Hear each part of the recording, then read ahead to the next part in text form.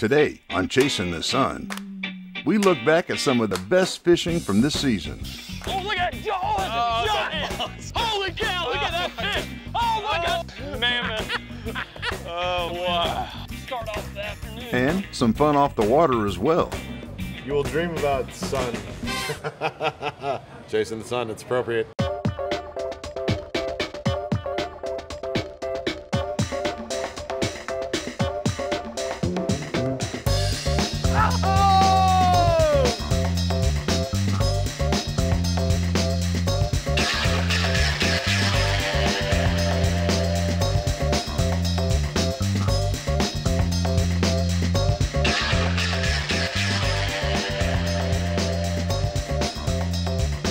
Chasing the Sun is brought to you by Dulce Vida Tequila,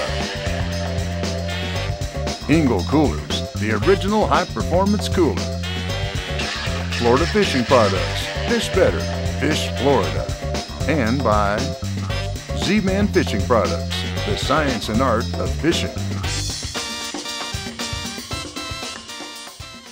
You know, as a full-time fishing guide, every morning, I don't care how long you've been doing it, you have a certain amount of pressure on you because you know that these people are putting their faith and their trust in you to show them a good time and put them on some fish. So most fishing trips, we're waiting for that first bite. As soon as that rod bends for the first time, you feel that pressure going away.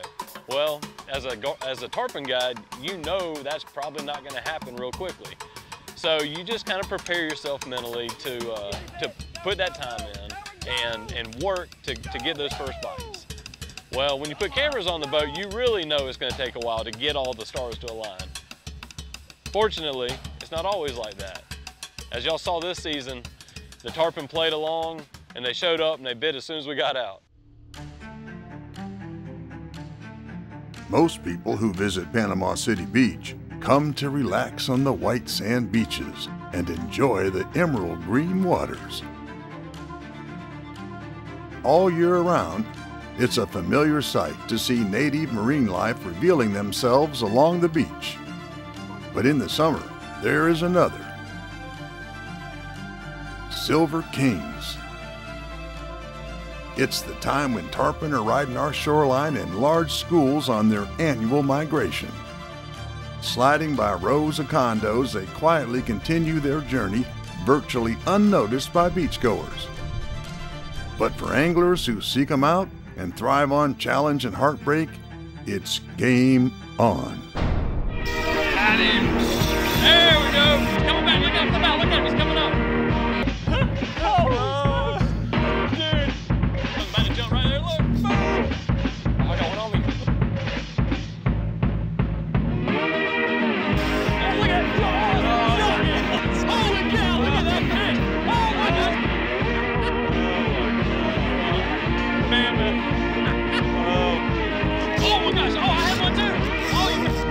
There you go. Dang, I had one too. At the same stinking time. Look at it.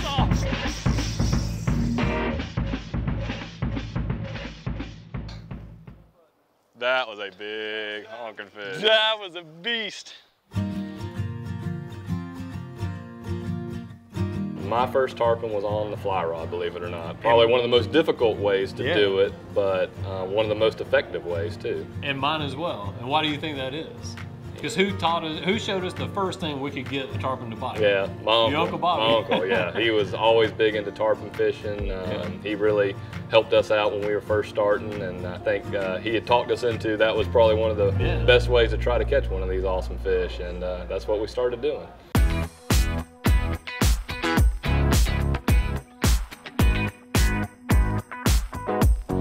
So the tarpon is basically the only fish that you can absolutely never get tired of catching. There's a lot of reasons for that. One reason is they're basically like a bomb waiting to go off. When I see a group of fish swimming and I'm reeling a lure into that school of fish, it's the only fish that no matter how long I do it, how many times I've done it, or how many I've caught, my knees still start to shake a little bit, because you know when that tarpon rises up behind your bait, you know he's gonna bite it. And when he starts to close the gap, You just can't prepare yourself for the explosion that's about to happen. I hate tarpon.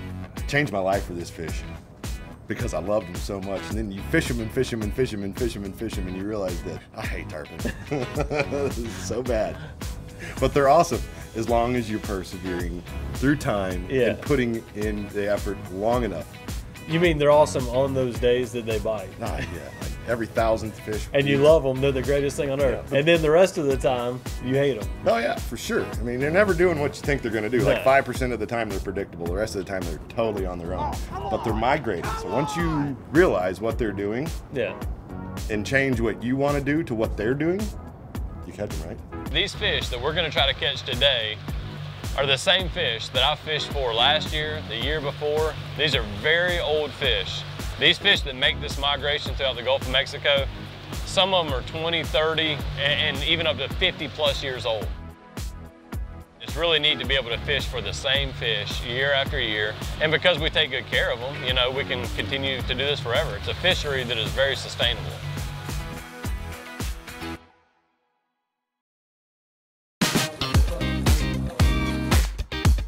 So we spend a lot of time sitting on the hook tarpon fishing, but I tell you what, I can always tell when that magic 2-week window is happening. We'll usually go through some lulls and not see a lot of fish, and then when you see them, you see the mother lode. And what that tells me is I want to get off the hook and start chasing these fish down and cutting them off and running gun fishing for them. Well, we got a full tank, we got about 100 gallons. If we don't catch them, it's not gonna be because we didn't burn enough dinosaurs, in the words of Travis.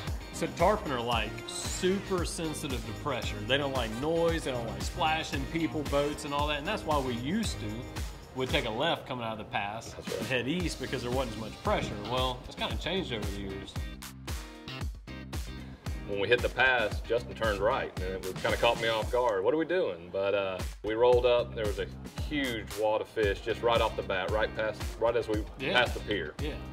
There's a wad of like hundreds of tarpon right here in front of us.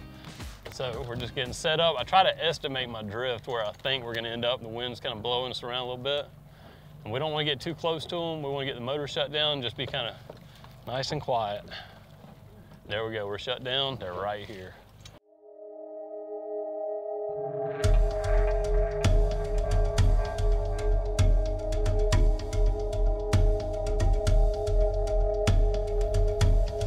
Yeah, I can see them way out there. There's some coming up on me too. Yeah. Oh, yeah, there's one right under me right now. There you go. Hey, well, that didn't take long, ladies and gentlemen.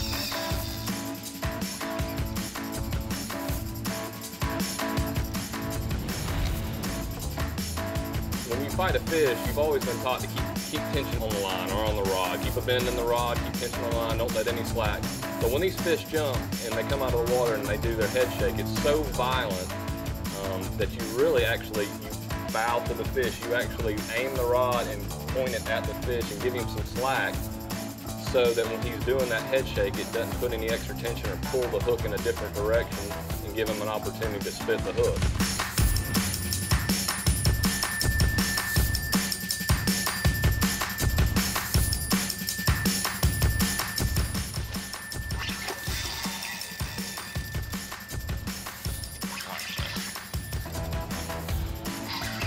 Tarpon likes to flip, but then not quit. No, sir. All right. Hooks out. Hooks out. All right. So one thing, you know, people may ask is, well, why is tarpon fishing so much fun? You know, you don't keep these fish, you release them. But the truth of it is, it's really the size of the fish and how the fish fight. So from the moment you hook that fish up, immediately there's an explosion. And Justin knows this from years of doing it. When that fish starts to break the surface of the water and put a hole in the water, there's no way to really explain it or describe it, but everything's right in the world, and that's all that your mind's focused on. Yeah, so the most important thing with these fish is to try to get them back and released as healthy as possible. Whenever we catch them, we try to get them to the boat really quick. Come get the hook out of their mouth, and then get the boat in gear, get some water going over their gills, and get them revived. He gave us a good show, but I think he's ready to go. Yeah, they usually let you know when they're ready to go. There he goes. Hey, that's what I'm talking about. That didn't take long. Deal. So the only thing better than catching a tarpon, like right when you get out here, is actually getting your hands on the mouth of that first fish. And then the only thing better than that is knowing that there's two giant wads right here behind us. So we're not gonna sit here and talk for very long. We're gonna try to go find them again. That's right. So the most important thing about tarpon is you can't necessarily plan them. When they decide to do something cool and you get the phone call, you gotta go. Yep. You gotta go. Whatever you're doing, you gotta drop. It's the most important thing. All those wives out there in TV land are hating this right now. Tarpon in Florida are catch and release only. I mean, me and Ricky have caught a lot of them for a lot of years, and we've released a lot of healthy tarpon. And it's really passionate, you know, I mean, to us, to take care of that fish. One thing that happens, I think sometimes these fish just fight till they're exhausted. This fish, when we tried to release it, didn't want to swim off. Luckily, we're right here on the beach in like 6-7 feet of water, and it's gin clear. So we actually watched this fish start to swim and then just kind of sink on down to the bottom, and it didn't look like it would make it. Come on, bud. That's when the good captain here took matters into his own hands and actually got in the water and got the fish back up to the boat and gave us another chance to revive it. And so we took a little bit more time with it, got some water going over its gills, and got it to swim away. We really want to try to take care of these fish. It's a great game fish, and we want the future generation to come back and be able to catch them just like we have. So of course, part of the tarpon fishing deal that makes it so exciting for us is the fact that it's just that short window of time in the summer that we can do it, which makes us spend the rest of the year wishing we were tarpon fishing. Well, red fishing is completely different. That is our true year-round game fish in shallow water, deep water, near the beach, you name it, right here in Panama City Beach.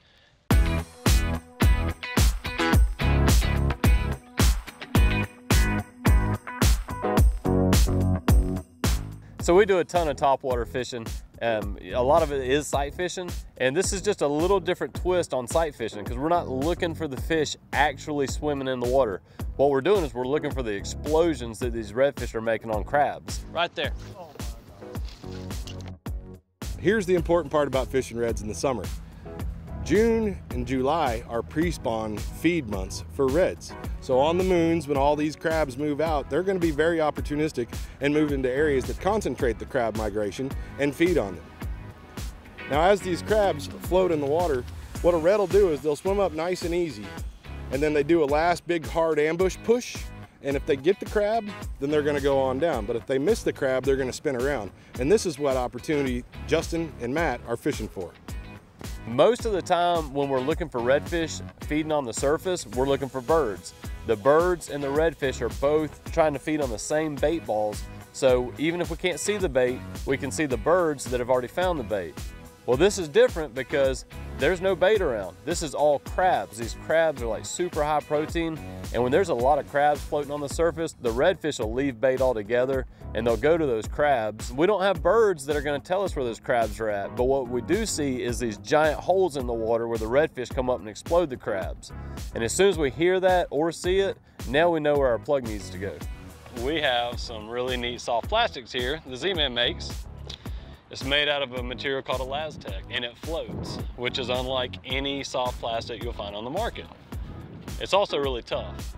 What's neat, when I rig it on an unweighted hook, the bait itself actually floats on the surface, just like these crabs out here. So what I'm able to do is throw it up tight, let it drift down, and these redfish will come crash it right on the surface. And I know I've said it 1,000 times, but when you get big redfish crashing stuff up on top, that's pretty exciting. So the beauty of this Z-Man crab, not only that it floats, but it's the exact size of a lot of the crabs that these redfish are eating. Set it down next to the real thing here and let you take a look. Pretty close. Profile, legs, everything. And that's why they get the bites.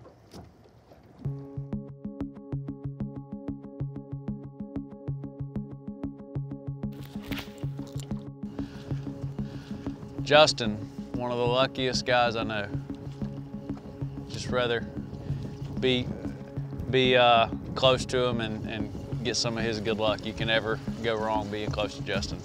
So anytime Justin and I take off to get an afternoon or an opportunity to fish, pretty rare, I always keep in mind his luck, his ability to always be right where the fish are at the right time, and this afternoon was no exception. Dang, come on. Oh, right behind us. Like big holes in. Oh, there he is. Do you see that bite? Woo-hoo. So roughly half the time, these guys being professionals are gonna get it right. A lot of times, the ability to get it right is based on sheer luck. And that's the reason why Matt talks about luck, because, you know, Justin's kind of lucky, but really, he's just done it so much more than everybody else that he usually gets it right. It's hard to put that in perspective until you're on the water and we're out there and you got this huge area where these fish are feeding, but we somehow seem to kind of drift right down the line of where the fish are. My goodness. Like big holes in the bay. So Matt always says that I'm the luckiest guy he knows. As a matter of fact, he's the one that nicknamed me Clover, like, you know, when we were kids.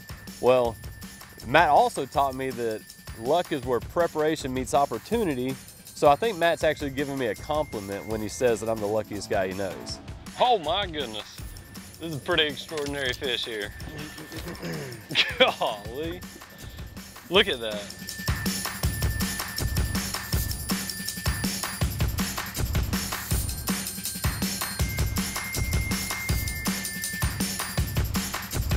All right, Matt. You can let go on this 20-pound leader, so if he takes off, just let him go, and I'll work him back up here.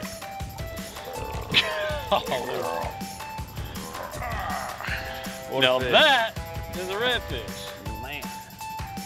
So I'm super excited about this redfish right here because I'm pretty sure it's a Chasing the Sun record. I think this is the biggest redfish we've caught on the show, and y'all know we've caught a ton of redfish on this show. All right, Matt, that's not a bad way to start off the afternoon.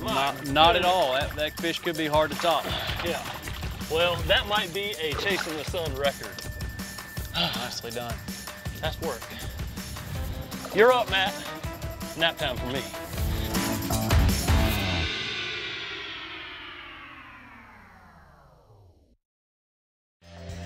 Chasing the Sun has been brought to you by Humminbird, simply, clearly better. Minn Kota, Sea Deck Marine Products, define your deck. Rapala Coastal, another great day.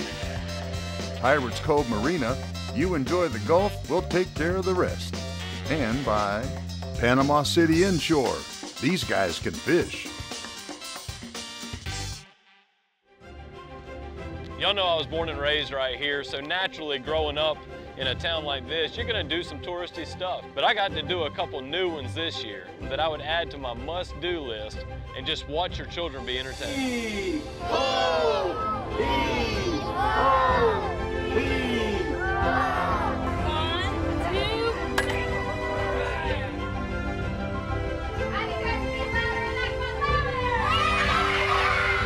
So the crew on here really does a good job with the kids. From the second the kids get on the boat to the second they get off, their minds are occupied. So if you're coming to Panama City Beach and you have younger kids, you want to see them walk the plank? this is definitely an attraction you gotta see. There's never a shortage of things to do and see in Panama City Beach. And for Travis, that's the easy part. Finding something new to eat, drink, or experience is just one event away. An exercise Travis takes full advantage of. Best part about the South, you get an impromptu breakdown.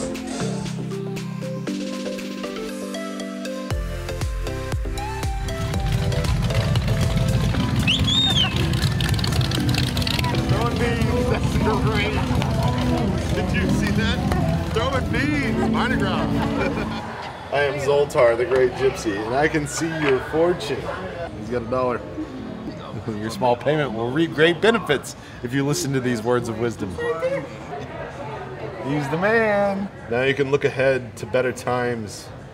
You will dream about sun. Chasing the sun, it's appropriate. Zoltar speaks the truth. Cheeseburger.